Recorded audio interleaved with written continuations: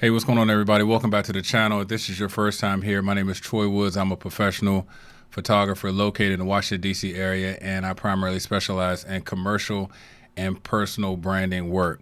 So today we just had the new Apple iPhone 14 announcement, and I've been in this iPhone game for a long time, since the very beginning.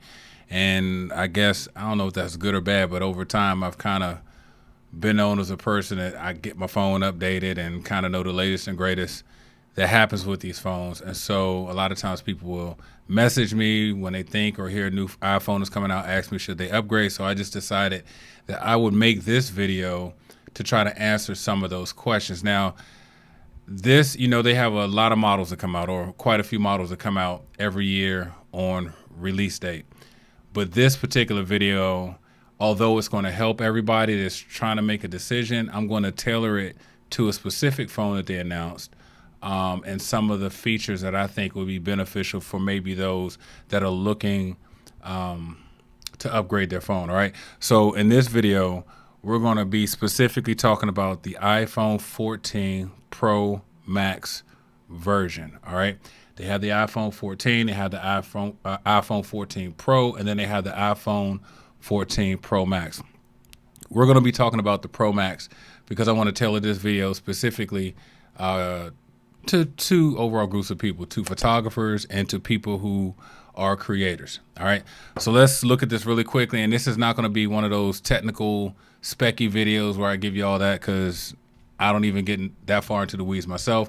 I know you don't want to get that far into the weeds, so I'm just going to kind of share with you some relevant information. So off the top, let's talk about some of the common things that people want to know.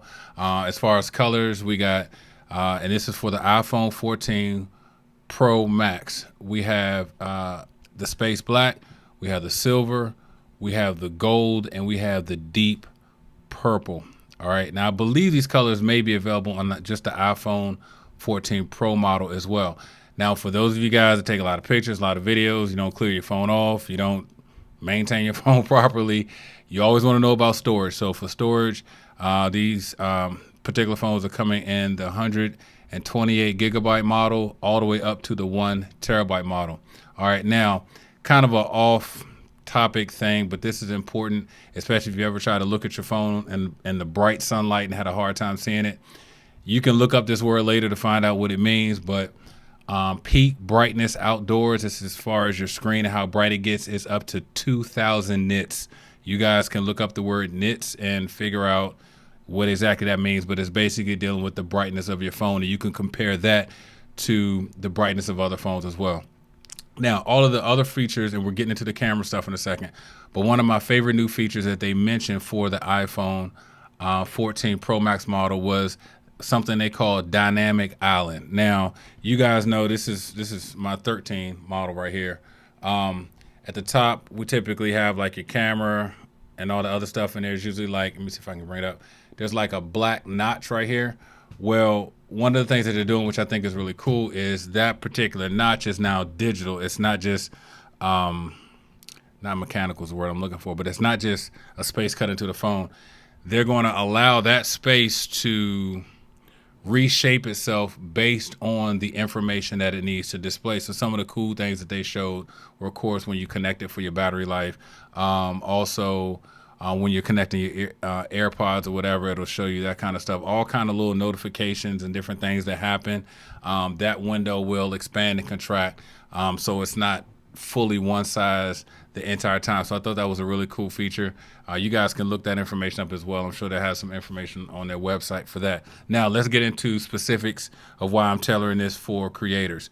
A lot of people in our community, like I said, you're either photographers or you're people who are entrepreneurs, and you're creating content, taking pictures. Even if you're just taking pictures of your family, I think this information is important. So I'm always, at this point in time, as a photographer, when a new system comes out, a new camera system comes out, let me rephrase that. When a new phone comes out, the one thing that I'm looking to check out is the camera system, all right? The main camera on the iPhone 14 Pro Max has a 48 megapixel sensor. Right now, let me see if I can explain this to you. Typically, we look and say, okay, this is a 12 megapixel camera, right? But what they decided to do was every 4 pixels, they've grouped together to make one, right? So that 12, if they're grouping 4, you're getting 48 megapixels now. And what that's doing is it's allowing the sensor on the camera to allow more light in. Remember that, because I'm about to talk about that in a second. All right. Now, the camera sensor on the iPhone 14 Pro Max is 65% larger than the iPhone 13. Now, I'm going to tell y'all something. I have the 13. I absolutely love this phone. I actually do introduce it into some of my professional workflows. If I ever get into a tight pinch and I need kind of a shot that I need a smaller device, I will use this phone sometimes. But the camera sensor on the 14 Pro Max is 65% larger than the iPhone 13, which is really cool. Now let's go back to talk about the 48 megapixels and why that's important, because they're doing something that they're calling it a quad sensor, where they're taking every 4 pixels, like I said, and they're grouping it together. That is going to allow your phone to take better pictures in low light. Now here's how it breaks down. These particular phones, the iPhone 14 Pro Max has 4 cameras on it. It has the front camera, it has the main camera, it has the ultra wide camera, and it has a telephoto camera. I'm sorry, let me repeat that. The iPhone 14 Pro Max has 4 cameras. It has the front lens, it has the 3 lenses on the back. Your main lens, your ultra wide lens, and your telephoto lens. Now, the front and the main lens, as well as the telephoto lens, are 2 times better in low light than they are on the iPhone 13. All right. So the front camera, the main camera on the back, we'll call them cameras, the main camera on the back, and the telephoto camera or lens on the back is 2 times better in low light than on the iPhone 13. The ultra wide lens or camera on the back, depending on how you want to call it, is 3 times better. All right. Now, with the Pixel, with the 48 megapixel sensor that they have, if you guys notice, when you look in your camera, you usually have 3 options for zooms. You had the ultra wide, then you had the main, you had the telephoto.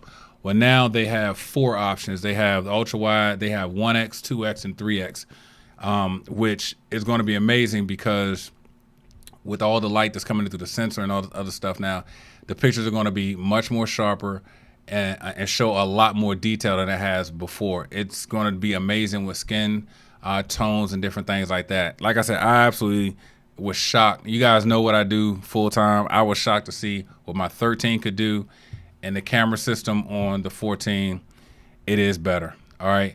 Also, they have the regular pictures that you can take, but they also have a Pro RAW version. So if you want to, like all the other cameras, Nikon, Canon, Sony, all have a RAW format for their files. They still have the Apple Pro RAW on the iPhone 14 Pro Max.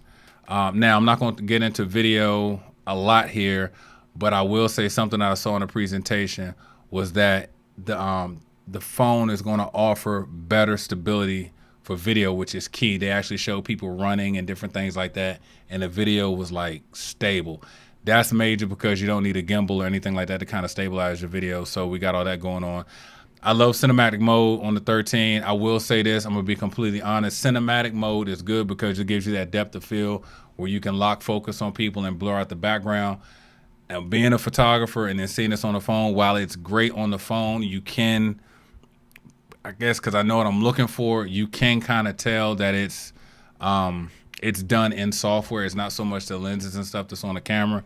So sometimes it's not perfect, but honestly, we got to think about this, guys. If you're shooting content on this device, and I'm about to wrap up, if you're shooting content on this device and it's mainly going online and you're not doing a whole lot of huge printing and campaigns with it, you'll never notice half this stuff. These phones are that good now. So let's get into the weeds of who should buy this phone and maybe who shouldn't. I have an iPhone 13. I have an iPhone 13 Pro Max. I will not be upgrading to an iPhone 14 Pro Max, just because while I love the new features for the camera system and the 14, I just don't think it's a big enough jump for me to upgrade. Right now, Kelly is going to upgrade. She has a lower version phone, So she's going to probably upgrade. If you are someone that's looking to upgrade and you have something lower than an iPhone 13, then this would probably definitely be a worthy upgrade for you. It'll be worth the investment, just because you'll see the world of difference in the content that you're able to create. One of the things I've also been super impressed with in the video mode is the mics on these. They pick up really well. You can still pick up some wind noise if you're outside, but I mean, everything's not going to be perfect. But I've been pretty happy running and gunning. If I had to shoot YouTube videos or whatever on my phone, I've been able to do it with no problem.